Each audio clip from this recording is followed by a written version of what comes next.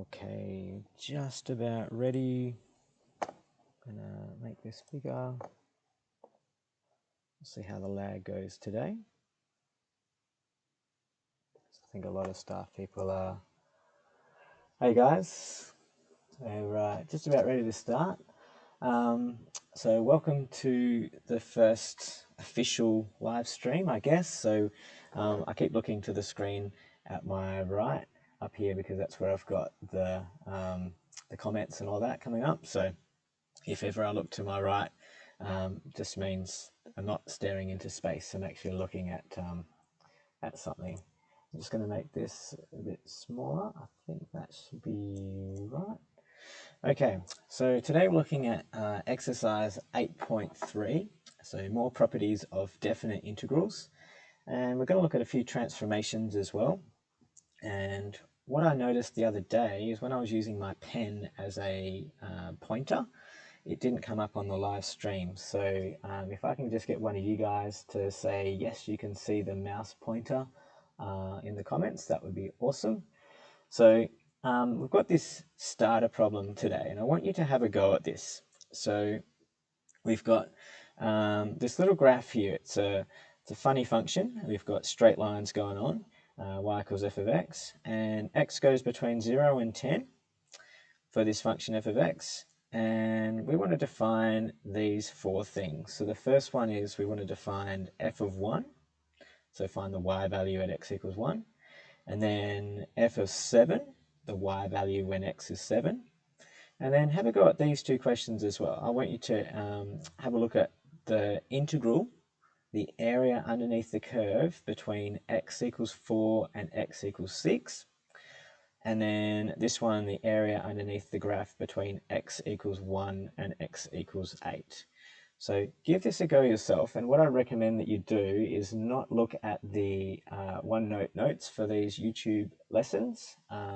Try and just work off the screen at the moment, and it'll be more beneficial for you, I think, if you worked with me rather than just having a look at the notes on OneNote and just kind of to stay one step ahead.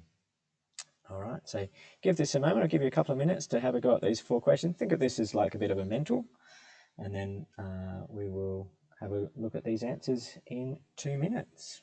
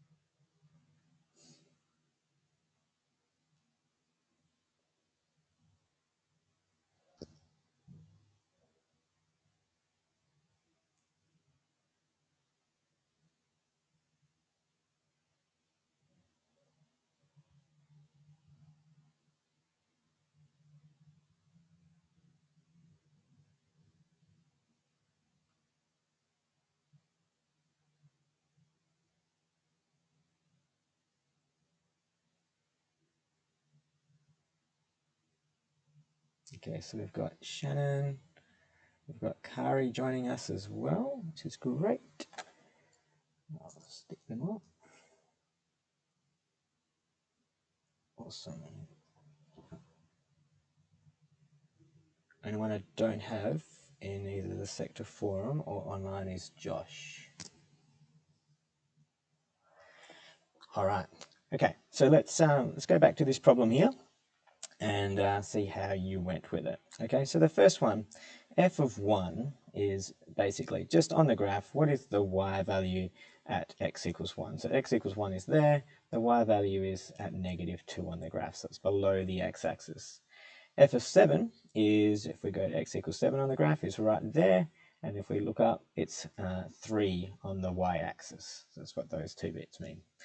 Next up, we're going to look at some areas, okay? So the first one is this one here.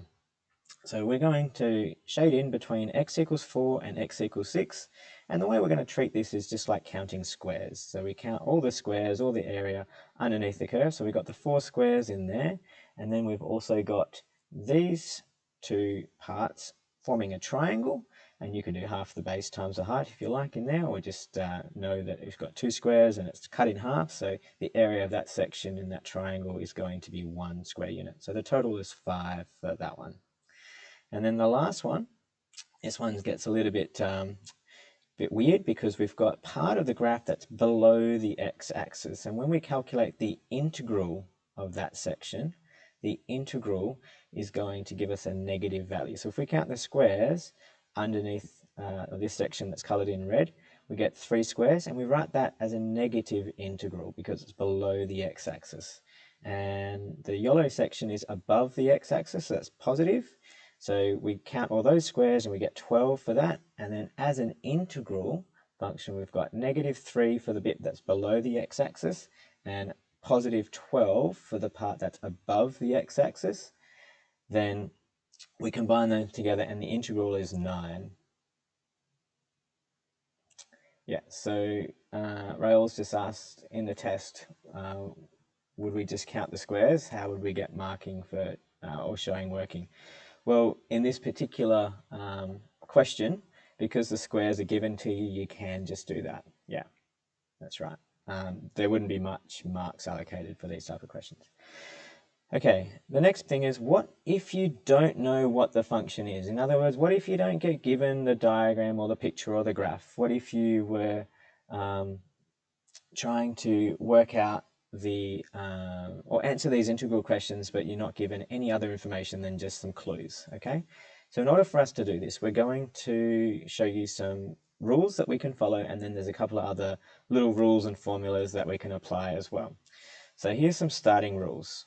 So the first one, if I just zoom out just a little bit so we can fit it on the screen. The first one is this. This is saying if you were to flip your upper and lower limits, we talked about this the other day, if you flip the upper and lower limits, basically if you swap the a and the b around like this one, then that makes the integral negative. It's called the sine rule. It basically it flips it upside down in a way, so it makes it negative. This next one is what we use a lot in order to help us out with these problems. So if we're working out the definite integral between a and b, and we've got some point m, which is somewhere in between a and b, okay? So somewhere in the middle, maybe towards a, maybe towards b, we don't know. We can actually split this integral up and say that this integral goes between a and m, because m is in the middle, plus the integral between m and b of this function. So sometimes this rule is very useful to us. So we can split up these integral problems using the clues that are in the question like this to help us out. And then we get an equation that we just solve. So put in the parts of the equation that we know and then find the missing piece of the puzzle. That's how you tackle a lot of these problems. And this last one is a very common rule. So if you have a constant term that's inside your integral function, you can take that out the front of your integral there and you can factor out that constant. Okay, so they're the 3 basic rules that we're going to use. And now we're going to have a look at some examples. So this first one says, given our function is continuous everywhere, so that means there's no gaps, there's no holes, there's no asymptotes or anything like that, and the definite integral between -2 and 8 of the function is 20. We're not dealing with area in this instance, just saying an integral is 20. So that might mean some part of the graph is below the x-axis and give a negative integral, and some parts might be above the x-axis. So we're not dealing with area, we're just dealing with integrals. So given that the integral between -2 and 8 of our function is equal to 20, find, and this is the first one we've got. So we want to know the integral between -2 and 8 of 1 minus 2 lots of our function. So we're going to deal with a bit of transformations today as well, and a bit of algebra manipulation. But here we've got 2 parts of our integral, and we can split this into 2 integrals if you like. We can say that it's the same as the integral of 1 between -2 and 8 minus, because we're taking away there, the integral of 2 lots of our function between -2 and 8.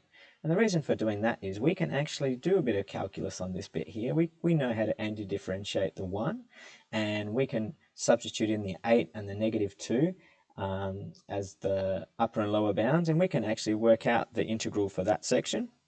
And then this bit, we can use the clue in the question to substitute in. So we are given this bit of information. So wherever you see -2 to 8 of our function, the integral of -2 to 8, we can just replace it with the number 20. So this bit here, we can replace with the number 20. So it's the integral, do a bit of calculus here, and then it's -2 lots of 20 from our clue in our question, okay? So for doing all the maths, the antiderivative of x, antiderivative of 1 is x, and we substitute in the upper and lower bounds into there and do the subtraction. So 8 take away -2. And then this bit here is 2 times 20, because we just substituted in 20 from the clue up here into there. And do the maths there, we end up getting an integral of -30 or -30. And notice that's okay. You can get integrals that are negative. That just must mean that part of our graph must have been below the x-axis. Quite a bit of our graph below the x-axis. And that's got to do with this bit as well. This is a transformation in terms of we're flipping it over the x-axis here, and we're vertically dilating it by a scale factor of 2. So that's perfectly normal to have that. Okay, so I'll keep going. So the next example we've got is this one. This one is dealing with a horizontal translation. Okay, so we're dealing with a definite integral between -3 and 7 of 2 lots of our function, but the function's been horizontally translated 1 unit to the left. Okay, so what we're going to do is we're going to think about what we need to do to this function in order for us to get back to what we have in the question. So in the question, we've got f of x, just by itself, f of x. So we want to going to try and do this as, think of this as like a reverse transformation. So if we're trying to go from, this is what we're given in the question, let's see how we're going to relate it back to the original function graph, f of x, okay? So I've tried to draw an illustration over here. So in blue is f of x plus 1, and in green is f of x. So if we were given this f of x plus 1, in order for us to move it back to the original function, we actually have to move it 1 unit to the right, which means our lower and upper bounds, we have to add 1 to that number. So we have to add 1 to the lower and upper bounds in order for us to add 1 to the x values as such. So we'll do that bit first. So let's add 1 to the lower and upper bounds. And by doing that, we actually transform this f of x plus 1 into f of x.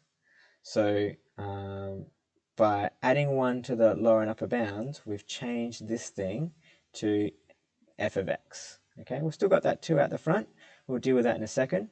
But all we're dealing with is a transformation where we've got f of x plus 1, and we want to know how we can transform it back to this original f of x graph. So we're moving it 1 unit to the right, and when we move it 1 unit to the right, we're adding 1 to the upper and lower bounds. And now we've got our function almost exactly what we want. So we've got -2 to 8, we've got f of x, and all we're going to do is take out that 2 as a common factor, stick it out the front, and now we can now substitute the clue right from the very beginning of the question and substitute that 20. So we're going to replace this integral information with 20 from the original part of the question, and 2 times 20 is 40 for that particular problem. Now I just drew a quadratic over here, but we don't know what the original function graph is. I just did this to demonstrate what happens with transformation. So this graph has nothing to do with this actual integral problem, just to show you what happens, how you transform the graph from f of x plus 1 back to the original function. So from the blue line to get to the green line. Okay. Before we do the next one, I might just pause. So I'll just have a couple of minutes break. So if anyone's got any questions, either in sector, I'll just check my sector as well, and on the screen.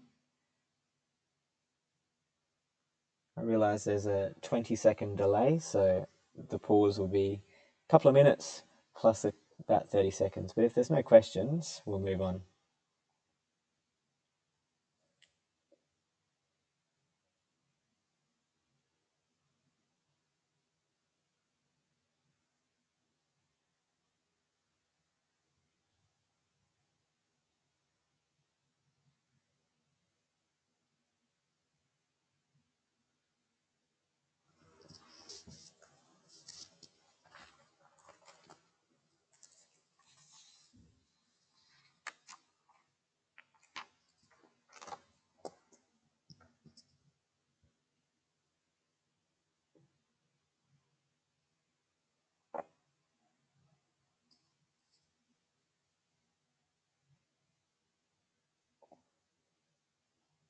I might do is, if I jump to, what happens if I go to this screen? Okay, it says be right back. I'm not going anywhere, just trying something out. All right. Live screen again. All right, doesn't seem to be any questions, so we will push on and we'll see how we go. All right, so this next example gets a little bit trickier. So this one here, we're dealing with a horizontal dilation, which actually changes things up quite a lot. So this one, we're asked to work out the definite integral between -4 and 16 of our function with, instead of it being f of x, it's f of 0.5x, f of 0.5x. So let's have a look at what's going on here. So what I'd encourage you to do, I won't do it on the live stream, but what I'd encourage you to do is play around on Desmos and define a function. So you just say f of x equals a particular equation. And then underneath, draw what f of 0.5x is, like use the function notation like this, f of 2x, f of 3x, do all these things just so you get to know what's going on if you can't remember the horizontal dilation rule. But basically, the dilation happens as a scale factor of 1 over whatever number this is. So this particular example, 0.5x, means all the x values on our transformed graph are going to be spread out. So in terms of it, the scale factor is 1 divided by 0.5. So everything gets spread out. Everything becomes a lot fatter. Okay, and if we were to go f of 2x, everything in here would, from the original graph becomes skinnier. Okay, and that's because the scale factor is 1 over this coefficient. So this one here, we're going to think about how to convert from f of 0.5x to f of x and apply this transformation to the integral. And what I've got is a new rule here, and I'm just going to explain what's going on, how you can extract a constant value from this type of question and apply it to the original f of x integral problem that we've got. So the first thing is this: whatever the k value is in here, what we're going to do is we're going to multiply that k value to all the x values on our integral. So the upper and lower bounds is what I'm talking about. So up here, the lower bound was a in our problem, and upper bound was b. So a was lower bound, b was upper bound. And we're going to take this k out, and we don't want k in our problem anymore because we want it in terms of f of x, because we can do f of x because that's the clue that's given to us in the question. So we're going to take this k out and we're going to multiply it to the x values at the lower bound and the upper bound. So this half, we're going to take it and multiply it to the lower bound, the -4 and the 16 at the top. So that's the first thing you do. Take out the k and apply it to those things. But as soon as you do that, what you're doing is you are changing your bounds, which is fine because we wanted to get it to f of x, but you're also changing the area underneath the curve by doing that.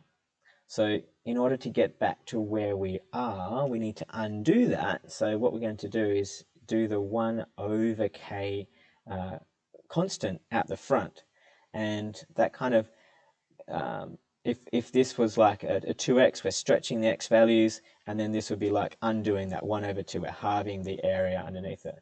In our particular example, this is a bit different because the k value is 0.5, so we're shrinking the graph, so we're taking the x values and we're halving the x values, but by doing that, we've essentially got the area a lot smaller. So what we need to do is we need to go 1 over a half, so 1 divided by a half, which is 2, and multiply our final integral by 2 in order to get back to where we are, so undoing this kind of move that we're doing. Okay. If we've got time later on, I might open up Desmos and show you guys what I mean by that, but we'll see how we go. So in our problem here, the k value from our question, this coefficient of x, is 0.5. So I'm going to apply this rule here. So I'm going to multiply the 0.5 to the upper and lower bounds. So the -4 times 2 becomes -2. -4 times a half becomes -2. And 16 times a half becomes +8 in there. And then out the front, we're going to apply this constant, 1 over k. So 1 divided by 1/2 is 2. So we end up getting from this integral here, we can rearrange it using this rule to get our -2 to 8 function, which is what we want, our integral between -2 and 8. And we know that from the original part of the question, that's 20. And we've got the 2 out the front. So 2 times 20 is 40 for the final answer for that particular problem. But all comes back to the constant coming out the front, and it multiplies the lower and upper bounds. But when you do that, you have to undo that part of the step by doing dividing your integral by the constant as well. So think of it as like multiplying and dividing as like undoing each other, but we do that in order to get the k out from that part in the integral, so we can apply the rule from the problem, or the clue from the problem that we had to start with. Okay, still got a couple more to go. So this one here is where we've gone from 2 to -8, and notice that those numbers are slightly different to the ones in the question. They're between -2 and 8, so the signs are different. And we've got f of -x. So this, when we have this type of transformation, we're normally talking about this as being a reflection over the x-axis. So we need to reflect this back over the x-axis. So by doing that, all we're going to do is we're going to flip the signs of these. So instead of it being from +2 to -8, we're going to go from -2 to 8 to get rid of this negative. But we can also apply this rule that we've just been talking about with this problem as well, because we've got essentially a k value of -1. And so what we can do is we can multiply the lower and upper bounds by -1 to get us +8 and -2. And at the front, just divide by k as well. So 1 over k, 1 divided by -1. And so it becomes a negative of our integral. And so we get -20 for that one. So -20. Okay. I keep going along. We've got a little bit to go. This final one, or this close to the end one, is where it gets quite a bit tricky because we've got a lot of stuff going on in this problem. So this is the integral between 0 and 5. Our function goes from, our function is 2x minus 2 is the transformation. And what we're going to do here is we're going to apply the same rule that we just talked about just a bit above this one here. This rule at the top here. So we're going to apply this rule with this problem, and we're going to deal with the horizontal dilation part first, and then we'll deal with the horizontal translation. So it's kind of like backwards to normal transformation rules, because what we're trying to do is we're going to try and take this function and move it back to what it was originally. Okay, so normally when we see this, we're talking about, okay, from f of x, what happens to get to this thing? In this instance, we're actually doing it in reverse. We're going, okay, from this function, how can we apply our transformation rules in reverse to get it back to f of x? So then we can substitute in that 20 from the clue at the beginning of the question. So let's do it with the k first. So if the k, the number in front of the x, is 2, let's apply the rule. So that means we're going to multiply the upper bound by 2 and the lower bound by 2. So multiplying 0 by 2 keeps it at 0. That's fine. But multiplying the upper bound, the 5 by 2, because of the k value, because of that 2 out the front, makes that 10. And then what we're going to do is we're going to, at the front of our integral, divide by the k value. So 1 over 2. So it's like timesing by 2 and then dividing by 2. So it's kind of undoing what we've done to get it back to almost the question that we've got. So we've got, in this instance here, the k is 2. We've done the work there. And now what we're going to do is we're going to deal with this -2 in our transformation. And what we're going to do now is we're going to think about that this thing, to get us back to f of x, is actually a move 2 units to the left.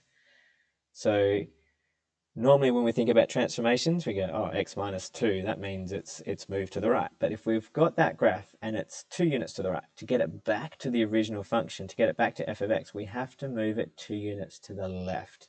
So this takes a little bit of thinking, because you're used to transformations the other way. We're trying to do it in reverse. So if we move it 2 units to the left, we end up getting f of x, which is what we want.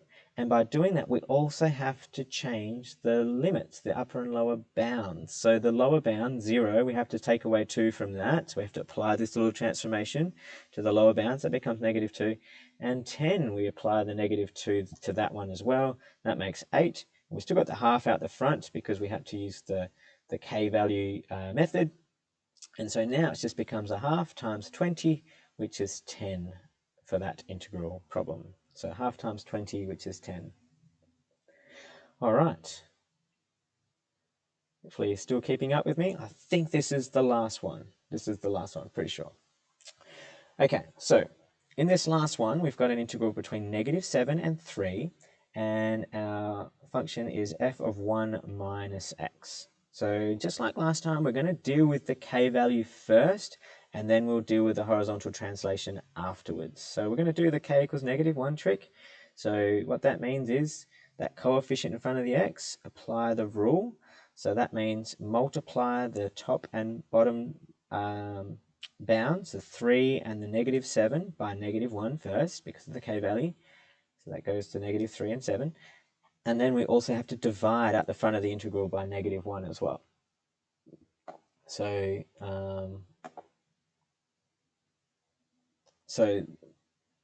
then we've got in our function that k-value becomes no longer negative inside the integral, it becomes positive x. And then we can start doing our thing. So we've gone -3 at the top, 7 there. So I'm going to flip those. So I'm going to basically take this term, put it down the bottom, take the 7, put it at the top. And by doing that, it makes this thing no longer negative anymore. So I can do the negative integral rule, the sign rule, and make it now positive. And then the final thing I'm going to do is take this f of x plus 1 and move it 1 unit to the right to get us back to the original f of x function. And by doing that, by moving it 1 unit to the right, we're going to add 1 to the upper and lower bounds, and the 7 becomes an 8, and the -3 becomes a -2. Just looking up at the screen, and every now and again my mouse cursor disappears, so it might be just a little bit laggy. Who knows? Okay, that is it for the note side of things. Does anyone have any questions?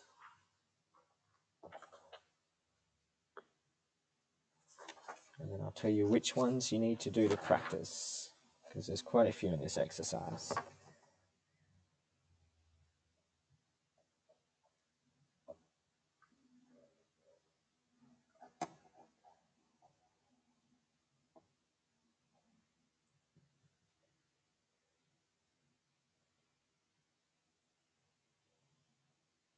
Exercise 8.3 on pages 84 to 85. It's quite laggy when I write, which is going to be bad. Okay, it's got 8 questions altogether, and the one I really focused on in our notes today was question 5. I took a lot of questions from question 5 because they show a lot of different little aspects, which are good. So let's do the even questions. So let's go question 2, question 4, question 6, and question 8. And the ones that I'd like for you to do, let's go with ACE for the first one. And then for question 4, let's go with BDF. And then for question 6, we'll go, oh, that's a good one. We got AC again. And then question 8 has got a lot of good stuff in there. So I'm going to get you to go all of question 8, test that out. And just put a thing around here. So just a reminder, if you need any extra help in regards to these videos and things like that on YouTube, I did put on OneNote the YouTube videos from other sources as well. So you just check out where the where the solutions are, the solution PowerPoints, and you can check that out as well. I'm just going to see if I can. I have to close this off. There we go. If we go into here,